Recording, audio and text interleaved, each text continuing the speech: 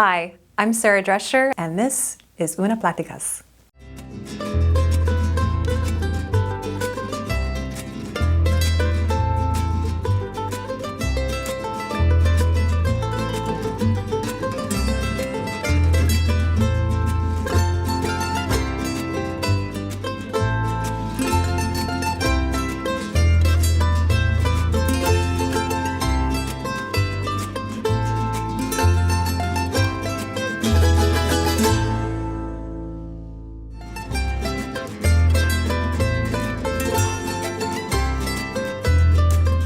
I've wanted to be an artist since I was pretty little.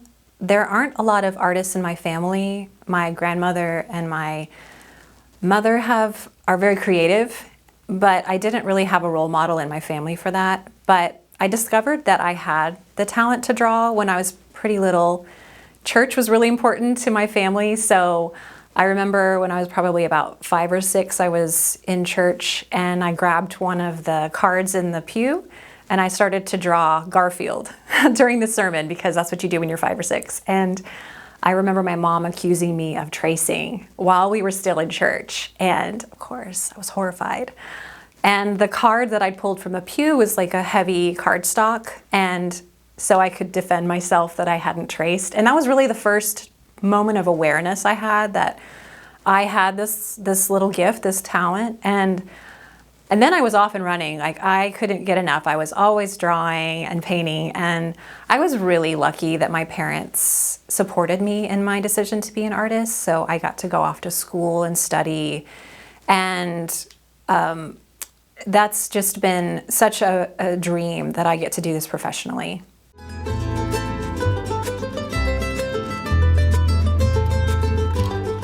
So I grew up in Texas. I've lived here my whole life, and when I was little, I lived in San Antonio, and then I spent most of the rest of my life in West Texas, and now I'm back in the San Antonio area, and I'm so glad.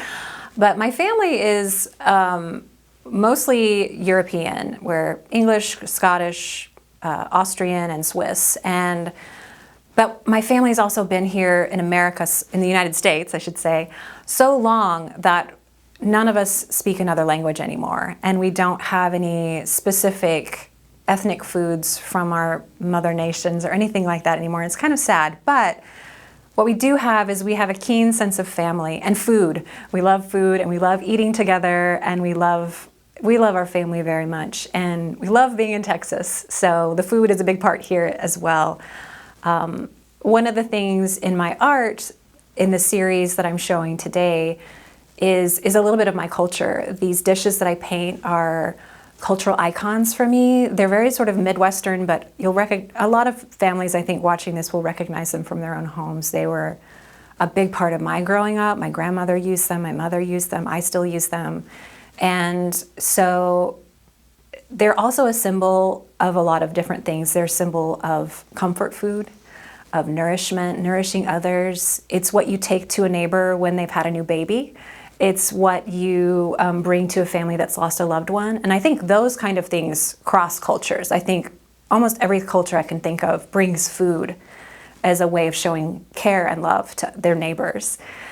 So these dishes are a symbol of that. They're that symbol of that love and family. But for me in my art, they're also a symbol of oppression for women, that these societal expectations, which become part of our culture.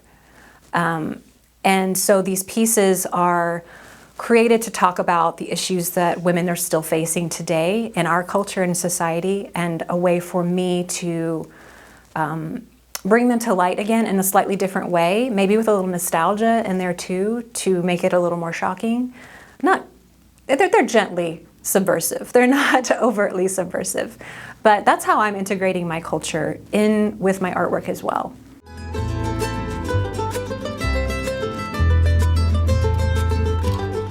I think this organization is so important to the community. It gives a voice to so many different aspects of the culture of this city, and especially this specific almost neighborhood.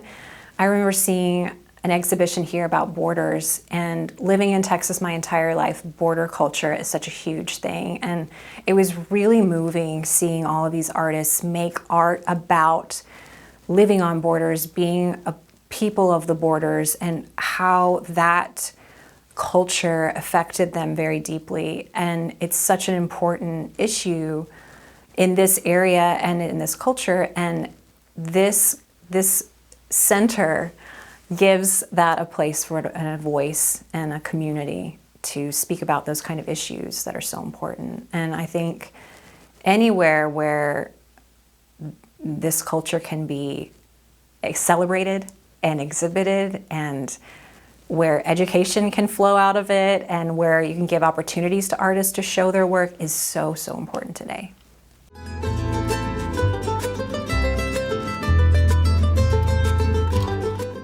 I mean, I'm an artist, so my favorite program are the exhibitions. I love seeing the new artists come through. I love seeing the different themes. You guys have fantastic themes for your shows.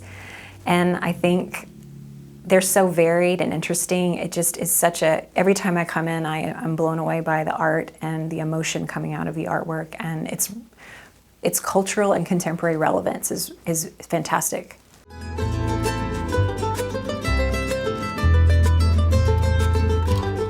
Every time I exhibit this series of work, when I'm given a chance to speak about it, I often close with the idea that I would love for my artwork to become obsolete. And what I mean by that is I would love for someday to show the work and people to be sort of confused as to why I even made the work in the first place, because it's not an issue anymore. So when you make art that is about a contemporary issue or a social issue, oftentimes that art will become relegated to history, to art history. It becomes sort of packed away in a museum. It's part of the history of the moment, and it doesn't retain its value past the moment in time that it's speaking about. So when I was making this series, I knew that I'm risking that to happen to this work, but I also look forward to that happening with this work, because I'm talking about women's issues and women's struggles, and I would love for soon there be a generation of women who benefit from the struggles that we're going through now and don't have to face them themselves.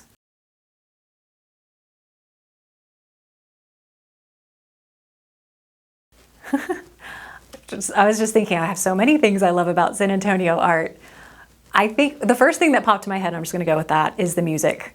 I love the music whenever I go to an event that showcases the local San Antonio culture.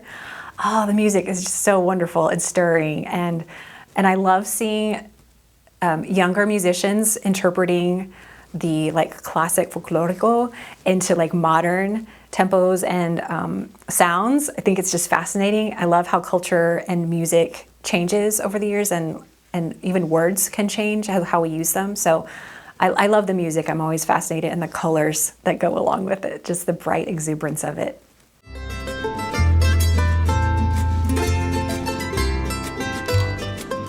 My advice to younger artists or artists who are new to the business is, this may sound kind of pedantic, but be authentic. Make art that you love, because art is a reflection of your soul.